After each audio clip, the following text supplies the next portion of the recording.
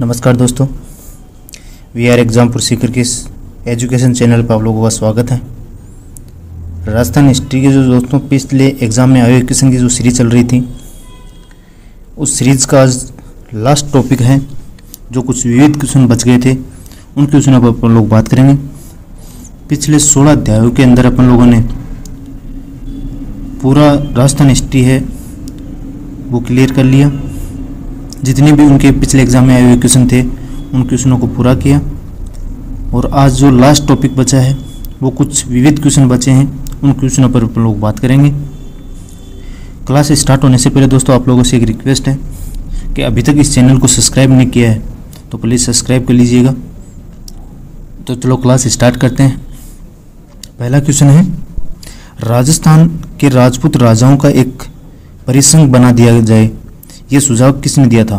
तो दोस्तों राजस्थान में राजपूत राजाओं को एक परिसंघ बना दिया जाए, ये सुझाव था, ये था चार्ल्स मेटकॉफ का। अगले प्रश्न की बात करें तो अगला प्रश्न है, किसने अपने आप को हिंदुस्तान का बादशाह नाडोल में जनवरी 1681 में ही घोषित कर दिया था? तो ये कर दिया था शाहजहां अकबर ने।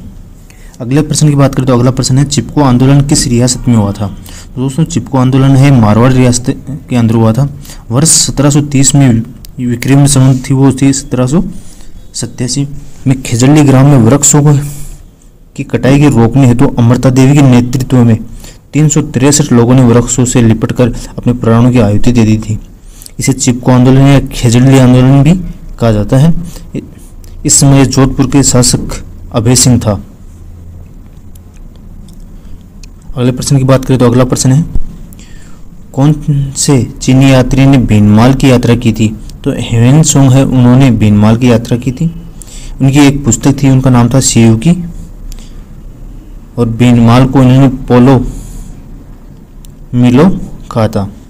अगले प्रश्न की बात करें तो अगला प्रश्न है, लगभग 321 से 184 ईसा पूर्व राजस्थान किस साम्राज्य का हिस्सा था? तो दोस्तों 321 से लेकर 184 ईसा पूर्व जो राजस्थान साम्राज्य का जो हिस्सा था वो साम्राज्य हिस्सा था मौर्य साम्राज्य का। अगले प्रश्न की बात करें तो अगला प्रश्न है, राजस्थान में प्राचीन मत्स्य राजाओं की राजधानी विराटनगर थी, आज इसे किस नाम से जाना जाता है? तो आज इसे विराट के नाम से जाना जाता है। अगले प्रश्न की बात करें तो अगला प्रश्न है, मत्स्य का सर्वप्रथम उल्लेख आता है। तो मत्स्य का सर्वप्रथम उल्लेख आता है वो आता है ऋग्वेद के अंदर। किसने राजस्थान का निर्माण एकीकृत प्रांत के रूप में किया? तो अकबर ने राजस्थान का निर्माण हुए एकीकृत प्रांत के रूप में किया था। अगले प्रश्न की बात करें तो अगला प्रश्न है, किस राजवंश ने अपना उद्गम मिथ के अग्निकुल से नहीं जोड़ा? तो वो नहीं जोड़ा था, चंदेल राजवंश ने अपना उद्गम है वो मिथ के अग्निकुल से नहीं जोड़ा था। अगले प्रश्न की बात करें तो अगला प्रश्न है, नगरी किसका प्राचीन नाम है? नाम माध्यमिका था। नगरी जिसका प्राचीन नाम माध्यमिका था किस जिले में स्थित है? तो नगरी दोस्तों चित्तौड़गढ़ के अंदर स्थित है। कुमारपाल प्रबंध में उल्लेख है कि चित्तौड़ के किले का निर्माण एक मौर्य राजा ने करवाया था, उस राजा का नाम था, तो दोस्तों उसका नाम था चित्रागंध। अगले प्रश्न की बात करें तो अगला प्रश्न है, ख्वाजा मोइनुद्दीन चिश्ती के गुरु थे? तो ख्वाजा जो मोइनुद्दीन चिश्ती हैं उनके जो गुरु थे वो थे हजरत शेख उस्मान हारूनी। तो ख्वाजा मोइनुद्दीन चिश्ती के गुरु कौन थे? हजरत शेख उस्मान हारूनी। अगले प्रश्न की बात करें तो अगला प्रश्न है, राज्य व उनके शासकों को सुमेलित कीजिए। पहला है, बूंदी का शासक था देव सिंह, जोधपुर का शासक था मालदेव, जयपुर का शासक था ईश्वरी सिंह, और रणथंभौर का शासक है गोविंद सिंह। अगले प्रश्न की बात करें तो अगला प्रश्न है, युद्ध दिए गए हैं और उनका घटना वर्ष दिया गया है। तो खानवा का युद्ध कौन से वर्ष में हुआ था? 1527 ईस्वी में। हल्दी घाटी का युद्ध हुआ था 1536 ईस्वी में। त्राइन का द्वितीय युद्ध हुआ था 1192 ईस्वी में। पानीपत का तीसरा युद्ध हुआ था वो 1761 ईस्वी में हुआ था। अगले प्रश्न की बात करें तो अगला प्रश्न है, स्वामी विवेकानंद राजस्थान के एक कस्बे के आधार पर कुछ समय के लिए राजा के अतिथि के रूप में ठहरे थे, वह कस्बा था?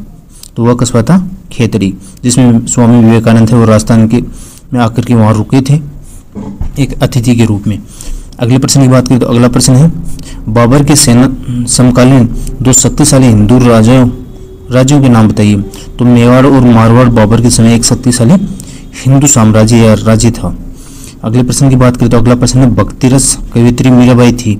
तो भक्ति रस कवियत्री जो मीराबाई थी वो मेवाड़ के राणा सांगा के पुत्र भोजराज की पत्नी थी। अगले प्रश्न की बात करें तो अगला प्रश्न है, हनुमानगढ़ और श्री गंगानगर के पास के क्षेत्र को प्राचीन काल में कहा जाता था। तो हनुमानगढ़ और श्री गंगानगर के जो पास का जो क्षेत्र है उनको योधव नाम से जाना जाता था। अगले प्रश्न है, अपने पुत्र सलीम के जन्म पर पैदल चलकर किस पीर के यहाँ कौन सा मुगल बादशाह आया था। तो मुगल बादशाह अकबर है वो अपने पुत्र की प्राप्ति पर पैदल चल के पीर के दरबार में पैदल चल करके आया था। अगले प्रश्न की बात करें तो अगला प्रश्न है, 1755 में मुगल साम्राज्य के पतन के बाद किस मराठा वंश ने अजमेर पर कब्जा किया था। तो सिंधिया जो मराठा वंश है उन्होंने मुगल साम्राज्य के बाद में अजमेर पर आकर के कब्जा किया था 1755 के अंदर। अगले प्रश्न की बात करें तो अगला प्रश्न है, कतिपय राजपूत शासकों की सूची दी जा रही है, इनमें से किन्हीं दो का चयन करें जिन्हें मुगलों का सहयोग किया था। तो पहला है राणा सांगा, चंद्रसेन, मान सिंह और राय सिंह। ये 4 शासक हैं जिनमें से 2 शासक हैं जिन्होंने मुगलों का सहयोग किया था। तो दोस्तों मान सिंह और राय सिंह हैं, इन 2 शासकों ने जो राजपूत शासक थे उन्होंने मुगलों की सहयोग किया था और मुगलों की सहायता की थी। अगले प्रश्न की बात करें तो अगला प्रश्न है, किस मुगल शासक ने अपने शासनकाल में हिंदू राजपूत व मराठा मनसबदारों की संख्या में अधिक वृद्धि की थी। तो अकबर ने जो राजपूत मराठा थे उनके शासनकाल में जो उनके मनसबदार थे उनकी संख्या में वृद्धि की थी। अगले प्रश्न की बात करें तो अगला प्रश्न है, राजस्थान में पैदा हुए किस राजा को दिल्ली के पुराने किले में विक्रमादित्य के रूप में ताज पहनाया गया। तो सम्राट हेमचंद्र जिन्हें हेमू के नाम से जाना जाता है उन्हें दिल्ली के जो पुराने किले हैं उसमें विक्रमादित्य के रूप में ताज पहनाया गया था। इसी के साथ दोस्तों आज राजस्थान हिस्ट्री के जितने भी क्वेश्चन थे पिछले एग्जाम में आए हुए क्वेश्चन वो कंप्लीट होते हैं। कल से अपनी क्लास है वो राजस्थान कल्चर की क्लास स्टार्ट होगी। इसी के साथ दोस्तों आज की क्लास यहीं समाप्त होती है। अभी तक इस चैनल को सब्सक्राइब नहीं किया दोस्तों तो सब्सक्राइब कर लीजिए। इसी के साथ धन्यवाद।